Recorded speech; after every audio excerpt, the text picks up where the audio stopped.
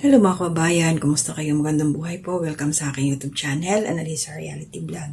So, una sa lahat, maraming salamat po doon sa mga nanood sa aking ginawang premiere patungkol doon sa kung paano ako na-interview doon sa Kalingap para mag-isa rin ho sa mga reactor doon.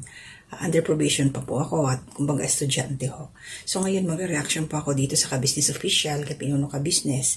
Meron po silang upload na ito yung may na-scout si Bong na nagbiro pa nga dito si Pinuno Ka-Business kasi tumakbo nga si Bong. Kasi meron akong nabasa dito na isang komento na bibigyan natin ng linaw para sa kanya. Papaunawa natin. Hindi, kasi may isa pa, bali dalawa to pero isa lang ho ang aking kinuha. Mamaya, babasahin ko po sa inyo at i-attach ko rin po siya sa aking screen para mabasa nyo rin po.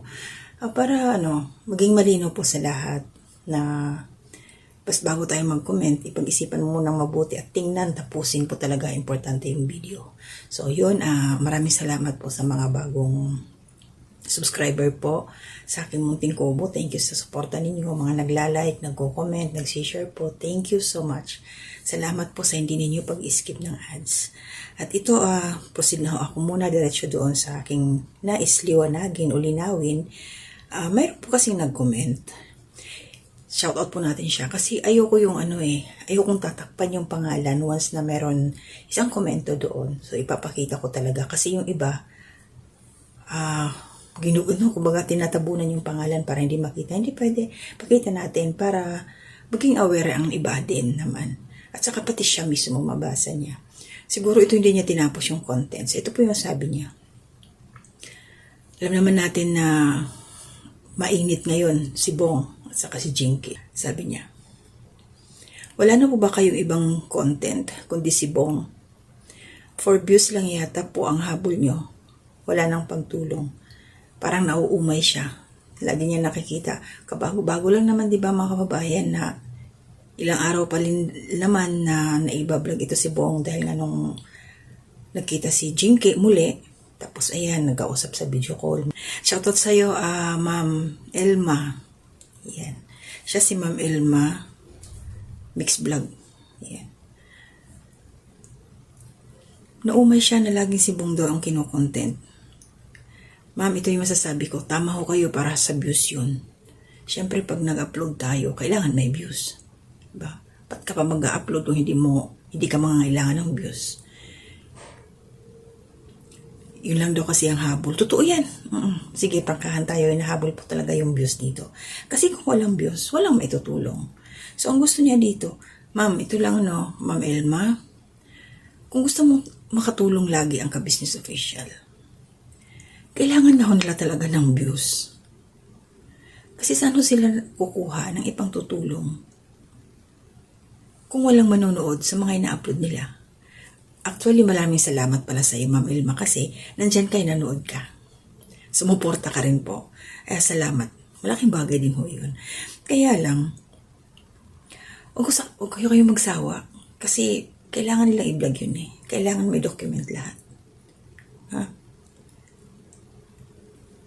Totoo. Hinahabol talaga yung views. Grabe. Pag ipokrita na tayo pag hindi natin sinabing hindi naghahabol ng views katulad ng kila Pinuno Ka-Business. Siyempre, kailangan nila ng views kasi tumutulong sila eh. Saan sila kukuha ng ipambibili ng bigas? Na doon sa pupuntahan nila, hindi naman pwedeng dumiretso lang sila sa isang bahay. Halimbawa, ito, ma'am, hindi niyo po natapos siguro yung vlog na to, kasi kayo kaagad nag-comment kayo kaagad ng ganito eh. Sa bandang dulo po, meron silang tinulungan. Bakit hindi po kayo nag-comment? Hindi ko kayo nagpasalamat sa Ka-Business Official na natulungan nila na bigyan ng ayuda. Malaking bagay po yung bigas, 25 kilos. Kila Ma'am Mildred na 54 years old at saka yung asawa niya, si Tatay Rodolfo na 57 years old. So si Nani naglalabada, yun daw yung kanyang trabaho, naglalabada, tapos nangangalakal din sila. Yung mister niya walang trabaho. So yun ang hanap buhay nila. Siguro ma'am, tinapos niyo sana yung video kasi ang ginawa nila pagtulong po yun. Magtataka kayo, kung di kayo magtataka kung saan ang galing yung pinambili nila ng bigas. yung ibinigay nilang ayuda doon sa pamilya na yon. Pagtulong po yung ginawa dito, Ma'am Ilma, TV. Shoutout po sa'yo. Kaya, malaking bagay talaga yung tatapusin mo yung video. Support po natin lahat ng mga ina-upload ni Pinuno Ka Business. Lahat po.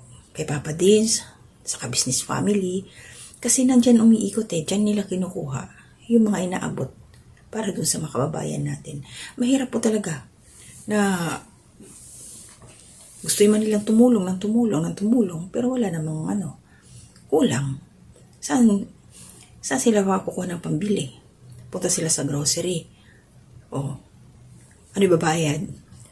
Ano lang to, Ma'am Ilma? Sentido common. Common sense lang po. Kailangan talaga yung content nila i-upload para mag-abuse. Support ho natin, please. Hindi ka mag-skip ng ads, malaking bagay po yun. Malaking tulong po yun sa Ka Business Official. Gusto nyo matulungan, tuloy-tuloy yung pagtulong nila Pinuno Ka Business,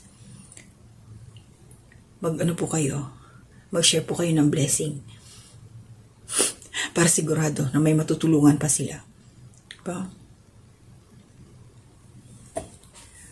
Yun na lang po, Ma'am Ilma. Yun po yung opinion or suggestion ko. Sige po. Kasi wala naman silang mga sponsor na magbibigay na sasabihin, ito, padala ko, ibigay nyo doon sa ma-scout ninyo. Wala naman ganun eh. Ang inaasahan lang po talaga nila ay yung magiging income, magiging revenue dito sa kanilang YouTube channel. Yun lang naman po talaga. Yun ang katotohanan, Ma'am Ilma. Kaya pwede ko kayo mag-share kung gustuhin nyo para yung inabot mo, kung sakasakali man, hindi ibigay nila Pinuno doon sa kung sino yung mapupuntahan nila, di ba? So, yun lang yung sa akin, mga kababayan. So, tapusin po natin yung mga video bago tayo mag-comment. At pasalamatan natin yung mga ginawa. Katulad nito, ginawa nila Pinuno Ka Business. Shout out. Nandoon sila, ayan nga, si Kang Guangbong, si Bornok nandoon, si Istong, si Intoy, si Junior Kagwang, si Jay nandoon. Tapos, ayan, si Pinuno Ka Business. At itong nakakatawa, good vibes po ito, Si Ate Mildred, hindi niya kilala si Ka Business na kaharap na niya. Although napapanood daw niya. Pero naintindihan ko siguro yun. Kumbaga, hindi siya nakatutok. Hindi niya permanente napapanood. Baka naririnig lang niya. Mga ganun. Baka wala rin cellphone yun. Pero muna ikikwento lang sa kanya. Kasi nasa harapan na niya si Pinuno eh. Hindi pa rin niya nakilala. Kaya yung natatawa ko dun sa mga komento eh.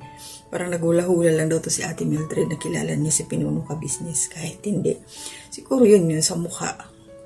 Hindi niya Pero dapat kung nanonood siya, nabubosesan niya, di ba? Kahit hindi mo tingnan ang mukha niya, kung mabobosesan mo, makikilala, ay, ito na si Ka Business, ganun. Pero at least, di talaga nagpakilala si Pinuno Ka Business. Hanggang sa umuwi na sila.